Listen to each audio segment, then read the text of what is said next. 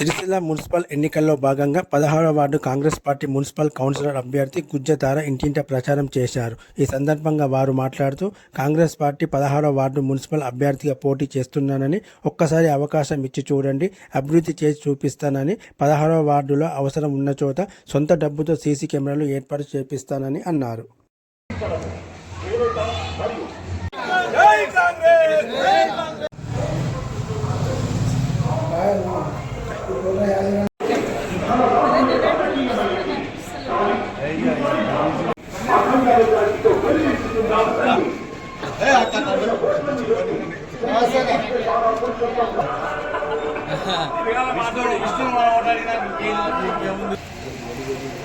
ఒక్కసారి అవకాశం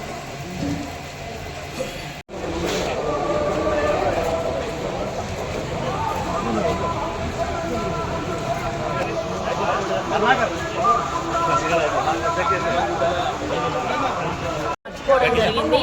మాకు సీసీ కెమెరాలది మాకు కంపెనీ ఉంది కనుక ప్రతి గల్లీ ప్రతి ఏరియాలో నేను ఉచితంగా సీసీ కెమెరాలు కూడా సమర్పించడం జరుగుతుంది.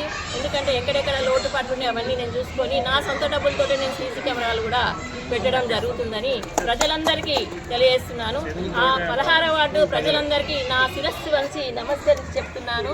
ఎందుకంటే ఒక్కసారి నాకు అవకాశం ఇవ్వండి, నా మార్పును చూడండి. మీరు ప్రజలకు తెలియజేయడం ముఖ్యంగా మన వార్డు ఎంత అభివృద్ధి చెందలేదో, ఎంత వెనుకున్నామో మన 16వ వార్డు ప్రజలందరికీ తెలుసు.